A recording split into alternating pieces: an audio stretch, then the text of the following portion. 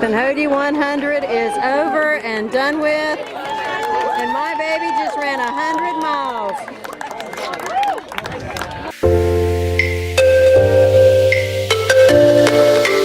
That feels good!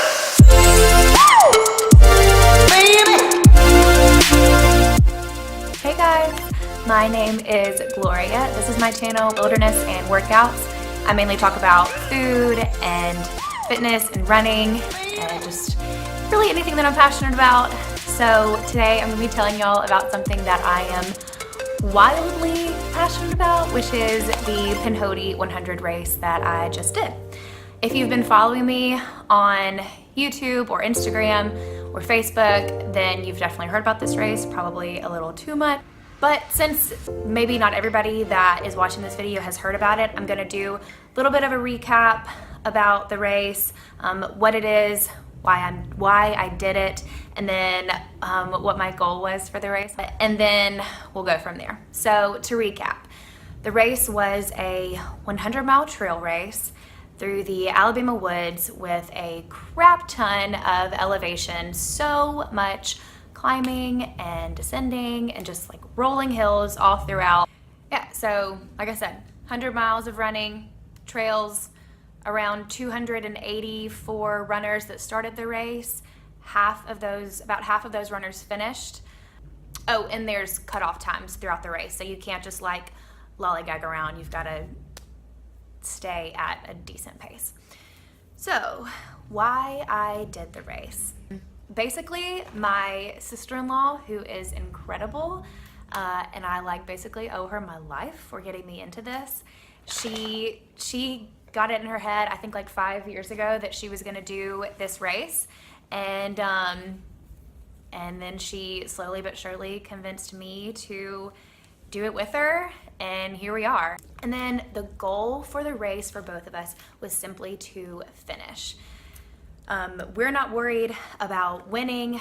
99% of the runners out there aren't worried about really much besides finishing the race. It's hard enough to finish. Like I said, only about half of the runners got to the finish line. So that is a little bit of a recap. Now I will tell you what happened. Come on, come on, come on! Woo!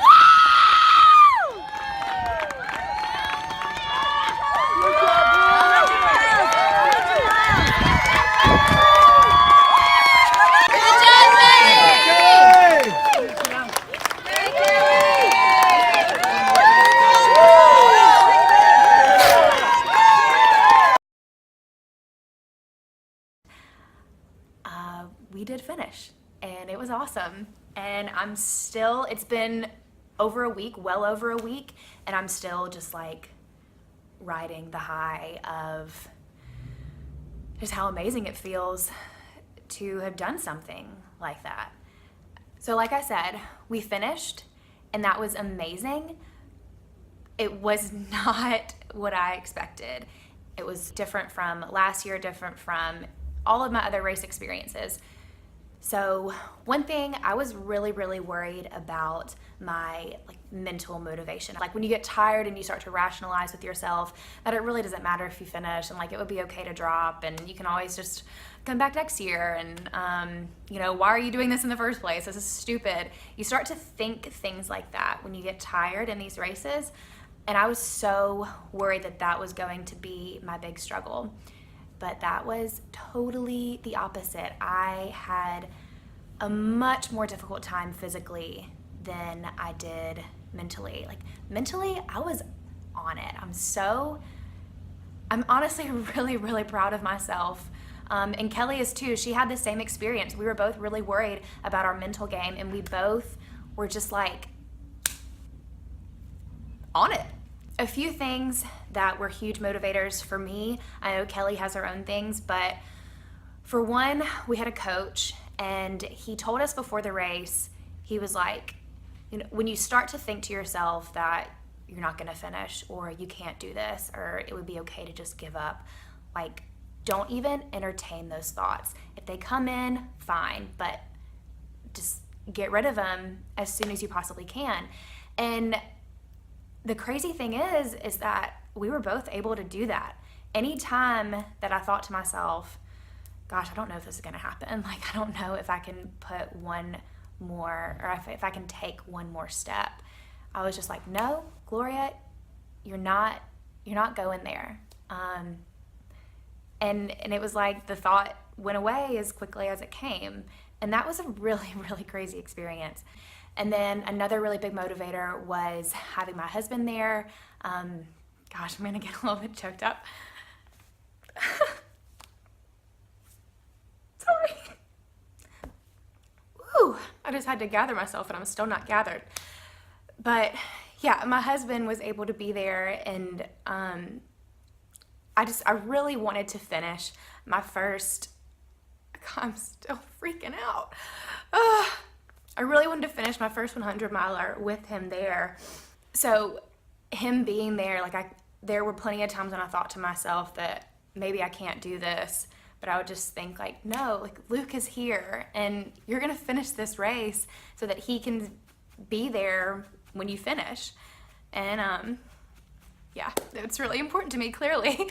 Another thing that was totally unexpected and flip-flopped from my typical situation was my tummy. I am usually like, I have a stomach of steel, but this race, in the beginning I was fine, but after mile 40, I had such a hard time eating, and you cannot stop taking in calories during these races. I actually met a man at the pre-race meeting the night before the race, and he had attempted 10 100-mile races, did not finish his first 9, and then finally finished on his 10th attempt. What it finally came down to was just taking in enough calories on his 10th attempt to finally get to the finish line and have enough energy to make it there. So you have to take in calories constantly during these races, but I couldn't eat things that I usually love. If you follow me, you know that I typically eat really healthy. I love healthy food. It was so weird. The only that would give me energy and that I could stomach even just a little bit were Reese's Cups, Fruit by the Foot, and Starburst. And although Reese's Cups are delicious and they were one of the only things that I could stomach, it was so hard to eat them. This is really gross, but I would have to just stuff a whole Reese's Cup in my mouth and then take a huge sip of water and just let it dissolve. That was all I could do. I couldn't chew.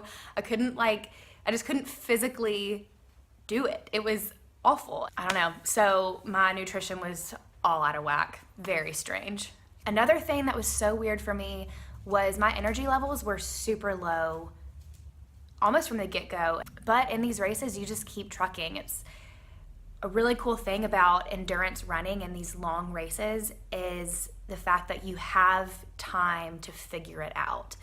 And in most situations, the only thing that was gonna fix the problem was just to keep moving. And so that was what I did. That was what Kelly did. She had similar issues, and we just kept moving. All of that just goes to show how incredibly unpredictable these races are. I don't know. I feel like life can get kind of monotonous, but these races are anything but monotonous. So if you're looking for some spice in your life, try ultra running. Great. So now moving on to what I learned. I just learned the importance of family and friends and just having people there for you in your life. Hey, Gracie. Gracie, who'd you come to watch today? Gigi. What is Gigi doing today? Do you know what she's doing? Racing. There's Walker, supporting the runners as they go by. Awesome.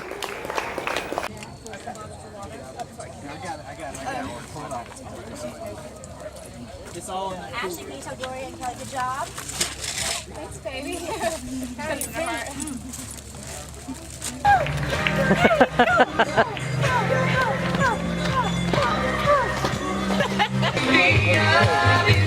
Runners coming down the trail. Ride the night.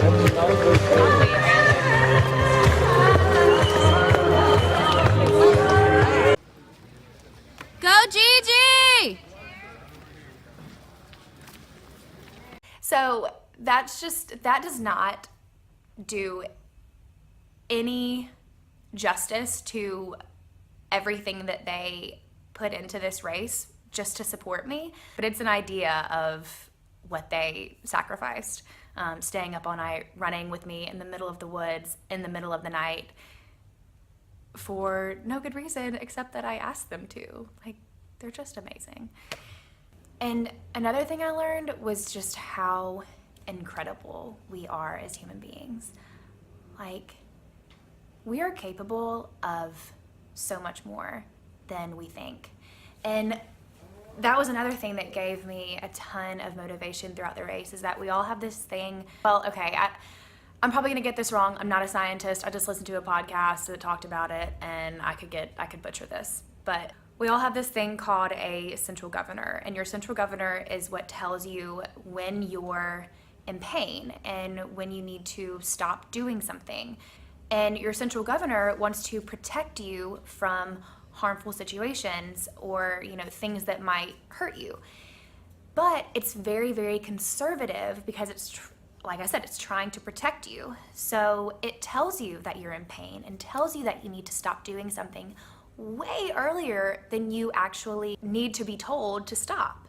So it's like when you think that your energy reserves are depleted and when you think that you can't go anymore, you can actually. Maybe that's not even true, but the belief of that gave me a lot of motivation, so I'm just gonna keep believing it. But regardless, we are so incredible as human beings. Like, you would be amazed at what you're capable of, and you can't find out until you try. I hear people all the time saying, oh my gosh, I could never do that, or like something along those lines. But that is so incredibly false. First time I ever heard about these things, I was like, that's dumb. I would never do that, and I couldn't ever do that. And now I did do that, and I plan to do it for the rest of my life. So I don't know. I would encourage you to try something that doesn't seem within your reach.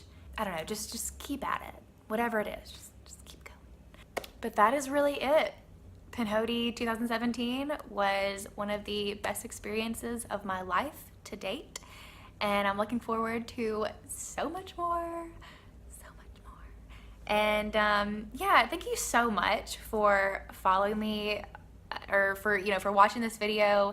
And if you've been following the whole training journey and everything, just thank you from the bottom of my heart. I can't tell you how much that means to me. It's so fun.